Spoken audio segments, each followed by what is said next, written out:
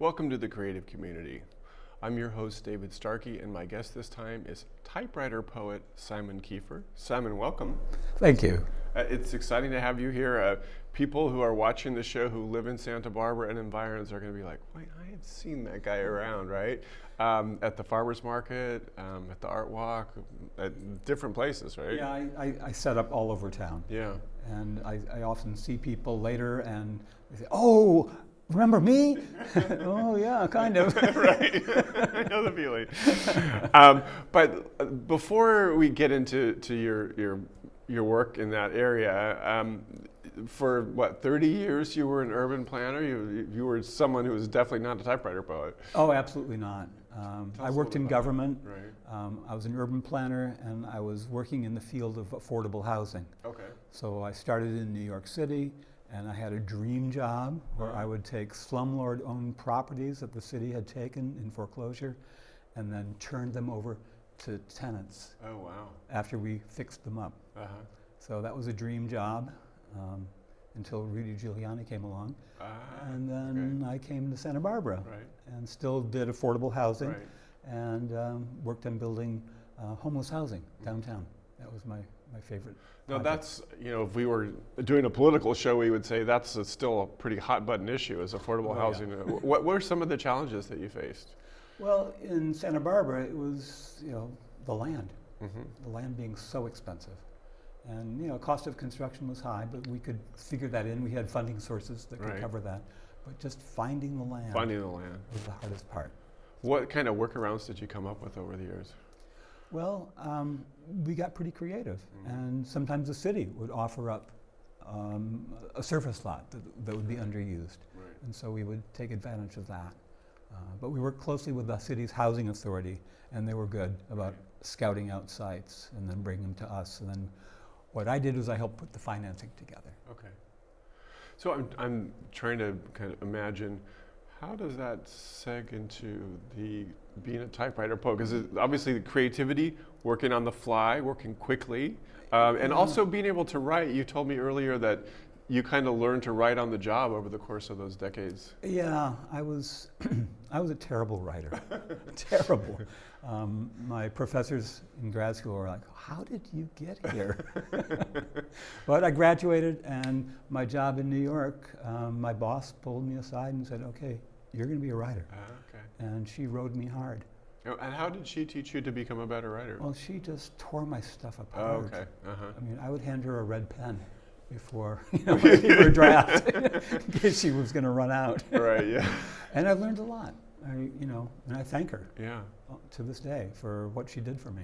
Well, I just want to pause on that for a moment because it's an interesting thing in writing theory and writing, teaching writing, is to what extent does doing something like that, really just scouring through somebody's thing and finding every last mistake and all the things they've done wrong, that obviously worked for you, but you ever have any sense that could have just frightened you off from writing altogether? Well, I was really committed to what we were writing. Right. So if I hadn't been so committed, you might have just failed, yeah. That's it. But you wanted to do better because you believed in a higher mission. I had this commitment to the cause. Right. And this was so near and dear to my heart. Right. It's people's basic needs. Right. And it's social justice. Right. And here I was being able to, to make a difference. To make a difference, yes. Let's move on now to typewriter poetry. Our first thing that we have to look at is a video. So can you kind of set this up for me a little bit? Well, and so maybe just a little backstory Sure, still. absolutely.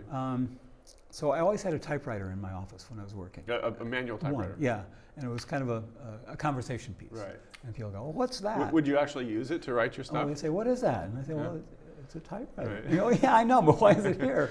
And I'd say, oh, well, I'll type you a memo. Right. And so it was kind of an icebreaker. Right. And so when I retired, I had this typewriter that needed to get serviced. Right. And when I went to pick it up, the shop is in chaos. And the mechanic I deal with was there, and I go, oh, what's going on? Right. He said, well, the owner of the shop died 2 months ago. Oh, wow. The widow doesn't know what to do with all these machines. She's throwing them all away next week because our lease is up. Oh, wow. And how many were there? Well, there were were 45 typewriters. 45 typewriters. So I ended up inheriting them all. You took them all 45? Yeah. Now, were they in various states of disrepair, I assume? Yeah. How many worked? 2/3.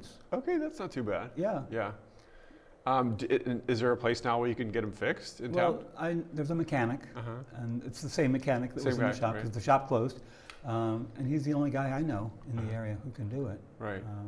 But he still works with you? Yeah. Yeah. Yeah. So you had all these typewriters. You were retired? I was retired, and so the woman that gave them to me said, well, what are you going to do with them? Right.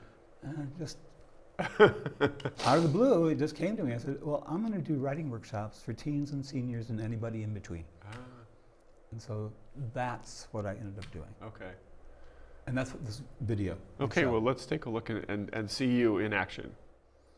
My name is Simon Kiefer, and I am a typewriter enthusiast, and I'm a writing coach and a writing cheerleader. So I really bring these machines out. They're part of my personal collection, and I bring them out so that people have a chance to experience a different way of writing.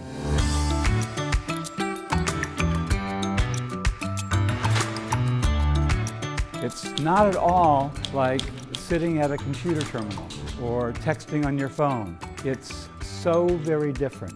It's very immediate. There is nothing between you and what you're putting on the typewriter.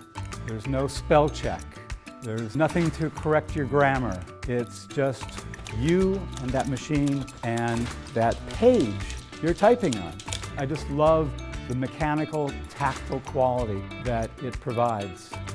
So you're going to have lots of opportunities here to see how they work. And what I love seeing is how intent everybody gets as they're working on an assignment. Maybe it'll take you in a direction that you wouldn't otherwise go. See where it takes you. It's a fun ride.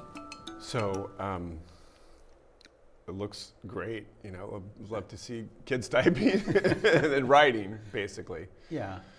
So I really felt like I was a writing cheerleader. I couldn't write. Okay. You know, I could tell others how to write, right. but I couldn't do it myself. So you weren't doing a lot of critiquing or anything like that? No. I was just letting people run with it. And would they read the work at the end of each workshop? No, but they worked with their professor, the writing professor who brought me in. Right. So I just loved seeing them work and hearing what they had to say. Yeah. Well, I'm going to kind of scroll through these pictures, and as we go along through the background, I see a friend of both of ours, C. Tell me, what are some of the other workshops you do besides just with well, this is teens? This is postcards from the museum, and so this is the Santa Barbara Historical Museum, and people came in and they wanted to type postcards on a typewriter that I brought, and it was just this lovely interaction. I would help them with what they might want to say on their postcard. The postcards. Yeah. Yeah, that's a great idea. Here's a chicken. Yeah. So we have chickens at home, and I call this one Hunt and Peck. Naturally, yeah, that's a good one. What are we looking at here? And then here, I did this piece for the Santa Barbara Arts Fund. And it's just, I call this typewriter art, but it has a message. So I had these words in negative space. They all mean peace. And then if you look on the edges, you can see the word peace in English as they're kind of stranding out. And so this is something you created on one of your typewriters? Yeah, so this was in response to the war in Gaza. That's very moving. And then this is an assemblage that I did because of the war in Gaza. And so it's the words shalom and salam intersect. And then there's a little peace disconnected emblem. Hand is actually, that's kind of... And so it's within reach, right. Is the name. This is a poem that I think you're going to read for us, right? So this is a poem that is it's a little biographical. Okay. And so this was also done for the Community Arts Workshop. And I came across these 3 random pictures, and I was just sort of taken by, oh, well, there's the front and the back. You usually see that a lot in postcards or pictures. But there's this image of like the view from the back seat looking forward through the windshield. Right. Why would they do that? Right. So I created a story around all of that. Okay, let's hear it. It's called 88 Olds, and it's also Ardell and Elmer. So that's my dad and my grandpa. Home from the war, all in pieces. Not the same guy anymore, folks say, but who would be? He turns his brokenness to his farm. Only ears he trusts sprout from stalks in the cornfield. No judgment there. Mustering all his cash and confidence, he splurges, buys himself a brand new car, his first, a 1953 Oldsmobile 88. Not the gussied up Rocket 88 or Starfire convertible that looks like a spaceship, but the 88 sedan, modest, suitable for life on an Iowa farm. He loves that car from the moment he drove it off the lot in Des Moines, from every angle looking sharp. Some tease he's more proud of that car than his newborn son. Not one for joyrides, he sometimes sits, doors shut, in backseat solitude and tries to forget. That's a really fine poem. That's really nice. Thank you. And is that something that you spent much time revising, or did it come out? Yeah. Yeah. No, that one took some time. Yeah. Because a lot of the poems that we're going to be seeing you write with folks, they're coming up pretty quickly. Now, this is part of your toolkit right here. Yeah, so these are paint chips. And so what I offer people, and I set up in all sorts of different places, and I offer people the chance to get a paint chip poem. So they start with picking a color, right, and then we talk a little bit, and then I type up a poem, and then they get a chance to decorate it. And we'll see some examples. Let's take a look, yeah. So this is one, let's see. This is one I wrote about my dad. Okay. It makes me cry. Yeah. With the clearest blue eyes, eyes that moistened whenever we said goodbye.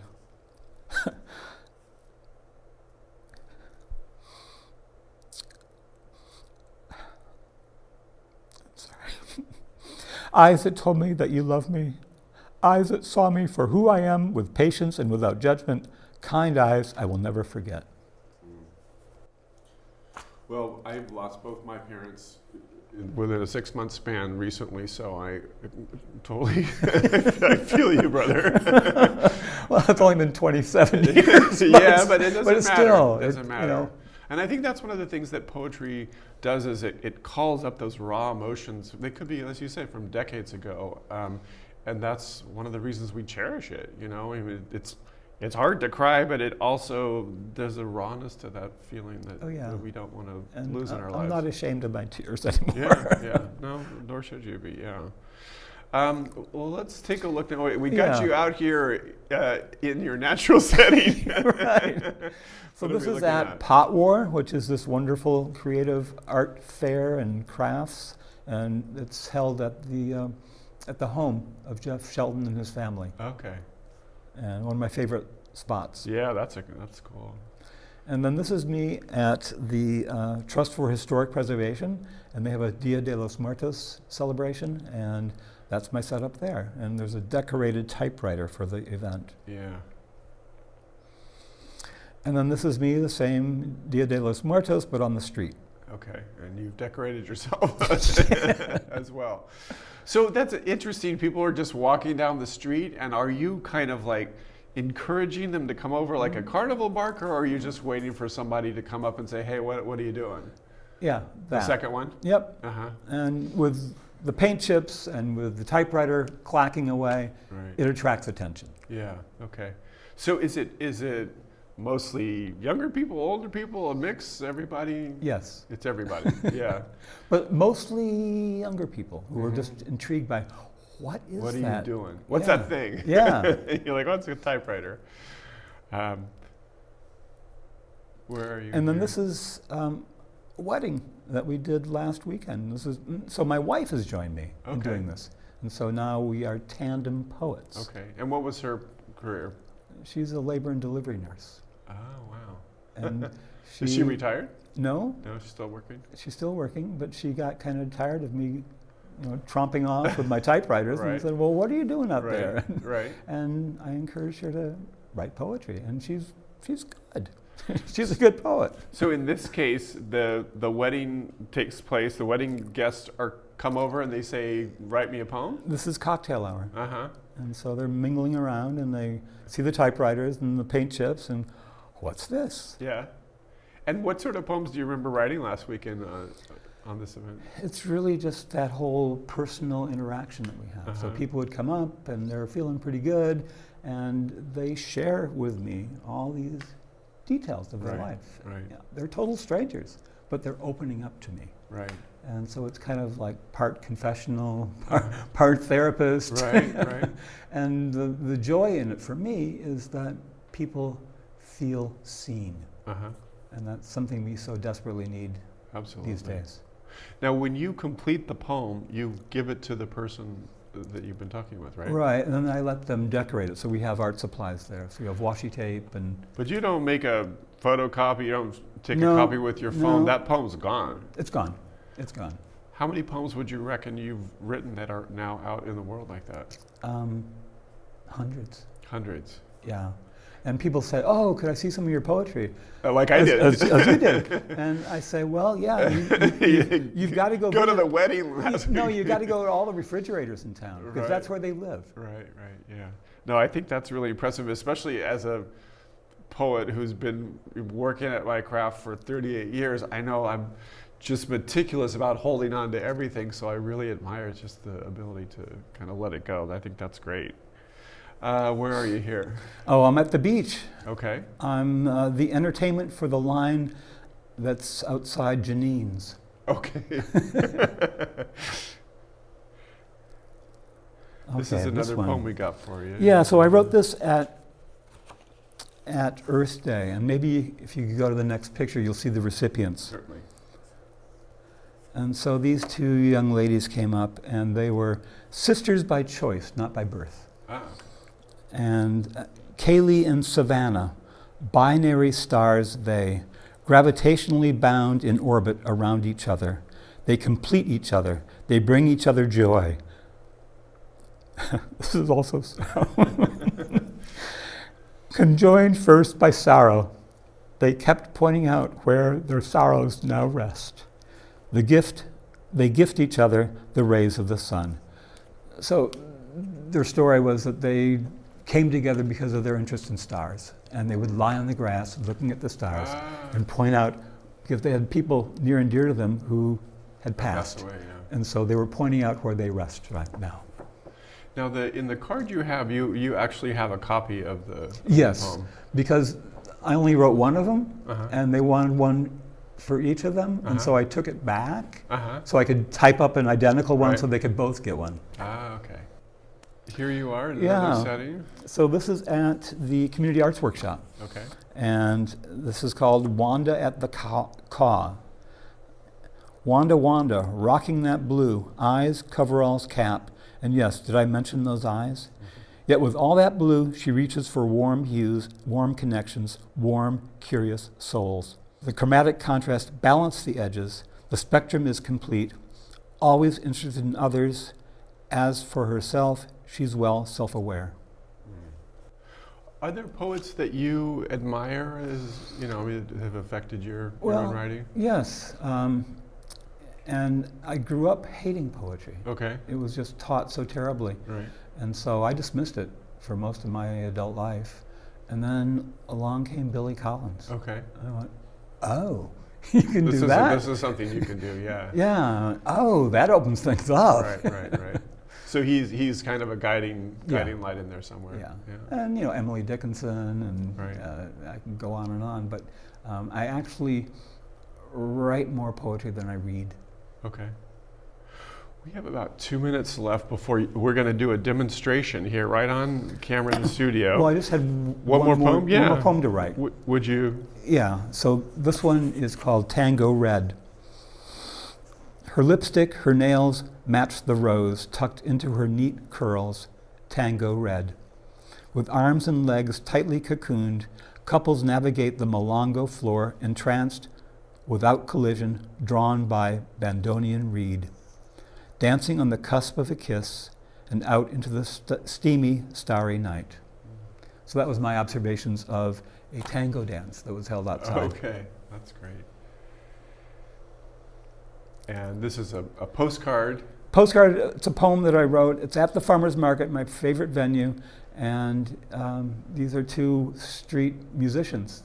That's and so great. we are fellow buskers. That's right. Well, it's going to be exciting after the show airs and people watch it online. Hopefully they'll come up and say, "Hey, Simon, I saw you on TV." Yeah, every Tuesday at the farmer's market. Every Tuesday at the farmer's market. Now, we have one last image here. What are we looking at? Oh, so there's a whole group of us that are out there, street typewriter poets. Uh-huh. And this is one who I met in New Orleans Right. just recently. And we exchanged poems, and it was just a lovely experience to know that there are other people out there. Well, I know my friend Michelle DeTore has done that too around town, so that's great. Well, we're going to take a little brief break and kind of reset our stage, and then you and I are going to be back momentarily to do what you do. Great. Let's do it. So, Simon Kiefer, we are back here ready to do what you do with the relatively simple tools of your trade, right? Yes. A box and a typewriter. So what I'll do is invite you, David, Right. to choose a color. And then- what is just the first thing that comes into my head, or am I thinking in terms of the poem? First you pick a color. Okay. And then we talk about why you pick that color, Gotcha. or maybe the name of the color, because that's Okay. always another prompt. I'm going to pick Laser Lemon. Okay. And so what I typically do is What's that? explain that I'm going to type a poem. It's not going to be very long. Okay. It's not going to have any form. It's not Okay. going to be a sonnet or a haiku. It's just going to be free verse. Okay. I do celebrate when something rhymes because it's all It's accidental. that's the best kind of rhyme. Yeah. So, so tell me, David, where would you like this poem to go? Because I'm not going to see it anymore. It's going to be Right. yours. Yeah, it's going to be on my refrigerator. Yes. Yeah. Well, you know, I mentioned earlier about the passing of my parents. My mom died in late July of last year, and my dad died at the end of January in this year. They were married for 67 years. They both passed away in an assisted living home. They were both quite ill at the end of their lives, and I don't think they lived their best lives at the end. I think they were pretty run down. So it's been kind of a traumatic experience for myself, and even more so for my sister, who lives up in Sacramento, where our parents were. Okay. And what home were they in? Which one? They were in. Now I'm going to forget it right on the top of my head. It was Aegis Living in Carmichael. That was the name of it. It was an assisted living facility. Wow, I've never heard of it. Yeah. And so so this is a yellow color, Right. and is there any significance to that color with regard to them? You know, my mom's favorite color was purple. I think my dad's was blue, but I love yellow. I think it's a bright color. It makes me feel good when I see it. When I'm looking at paintings in a gallery, I'm always drawn to the paintings that have a lot of yellow. So I just thought, well, I'll take out something that feels right. And you see these people very sharply still. Oh, absolutely, yeah. Okay, so what I would do is, well, just let me ruminate a little bit here, and I'll Okay. start typing.